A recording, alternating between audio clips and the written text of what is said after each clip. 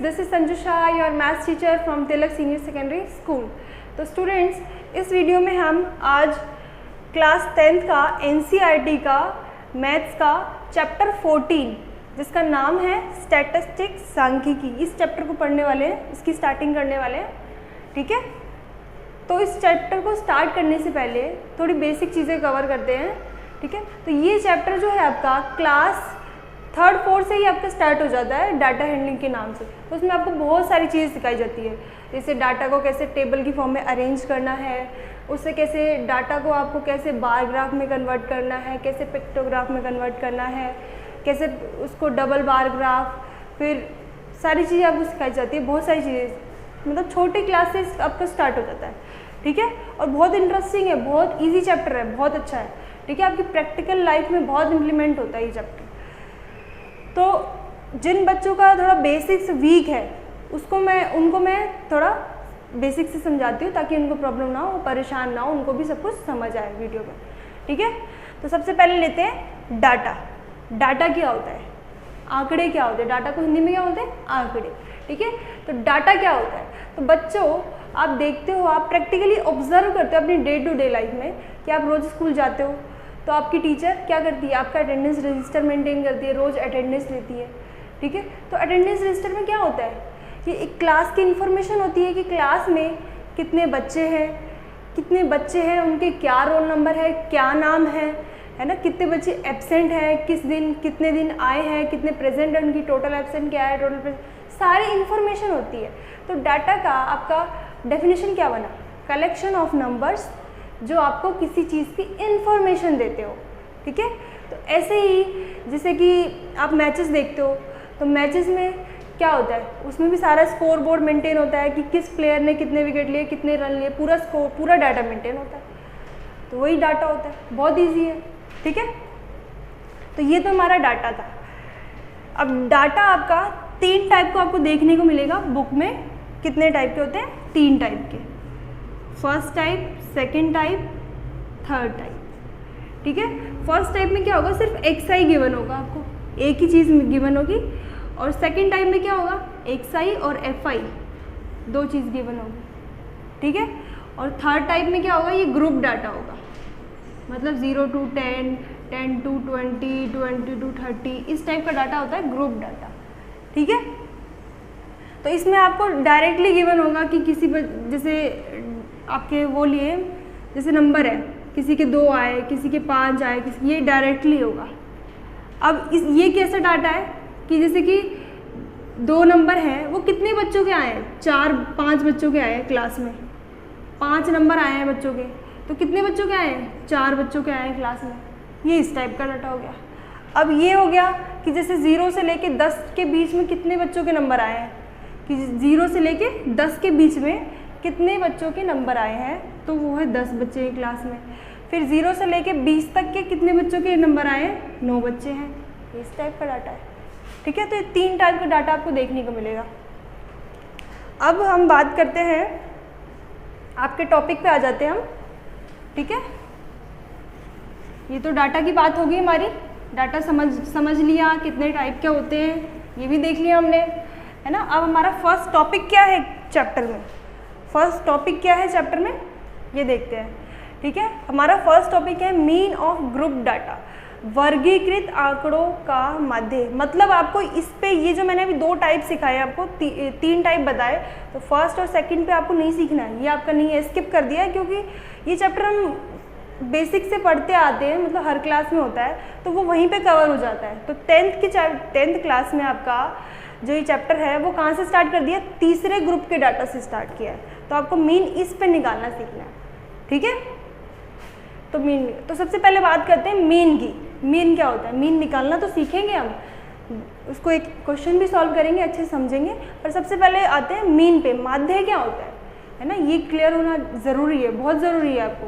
ठीक है, तो माध्य, ये जो हम स्टैटिस्टिक में हम 3 टर्म सीखते हैं, मीन, मीडियन, ठीक है, और मोड, ये तीनों चीज़ें निकालना सीखते हैं हम। ठीक है, हिंदी में माध्य, माध्यक बहुलक।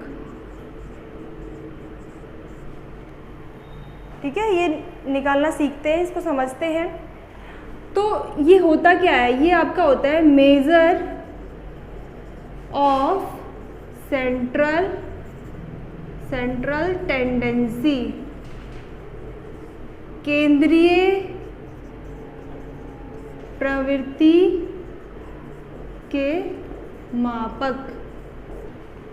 ये तीनों चीज़ इसके अंदर आती है। ठीक है, अब इससे क्या समझा आपने, माध्यक क्या होता है, जैसे मैंने बोला कि इस क्लास का मीन मार्क्स एवरेज, इसको एवरेज भी कहते हैं हम। ठीक है, औसत इंग्लिश में एवरेज सुना ही होगा, ये कॉमनली हम नॉर्मल भाषा में अपने नॉर्मल लैंग्वेज में यूज़ करते हैं इस टर्म को। ठीक है, तो इसका मतलब यही होता है, मीन ही होता है। तो अब मीन से मतलब क्या होता है, समझोगे क्या क्या होता है, क्यों निकालते हैं हम, कहाँ पे यूज़ होता है ना। तो जैसे आपको मैंने एक क्लास है, वहाँ पे टेस्ट कंडक्ट किए, तो बच्चों के टेस्ट के मार्क्स आए, तो मैंने क्या किया, लिस्ट बना ली। अब लिस्ट बना के उससे मैंने मीन निकाला, मीन फाइंड आउट किया। तो मीन क्या बताता है, मीन आया मेरा, मान लो 15 मार्क्स आए, उस क्लास की मीन वैल्यू एवरेज मार्क्स जो आए 15 आए।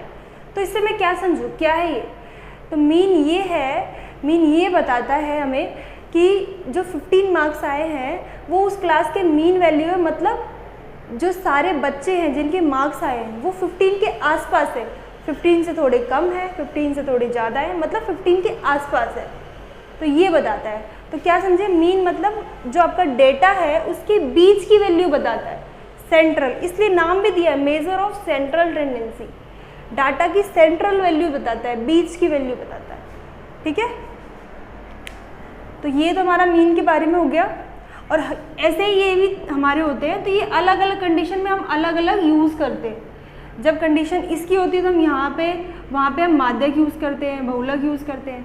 ठीक है, तो अब हम टॉपिक पे आ जाते हैं। हमारा फर्स्ट जो टॉपिक है बुक में, उस पर आ जाते हैं। तो स्टूडेंट्स समझते हैं कि कैसे हमें मीन निकालना है ग्रुप डाटा से।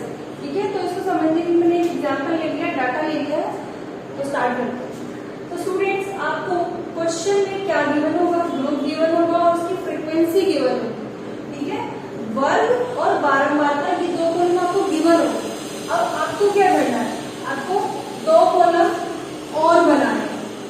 ठीक है, क्या करना है, आपको टेबल अच्छे से प्रिपेयर करनी है।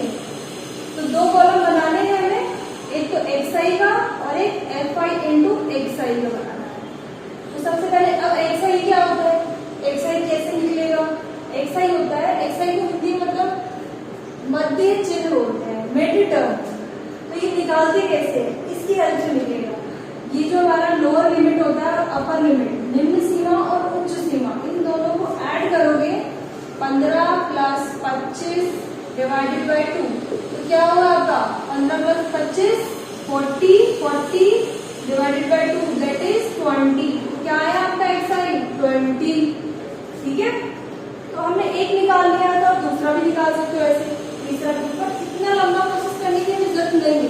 ठीक है, तो हम क्या करेंगे, स्मार्टली वर्क करेंगे थोड़ा सा। अभी इन दोनों के बीच का डिफरेंस क्या है, गैप क्या है, 10 का गैप है। ठीक है, तो 10 क्या करेंगे, तो इससे ऐड करके निकाल देंगे बाकी 30 प्लस 10 40 प्लस 10 50 प्लस 10 60।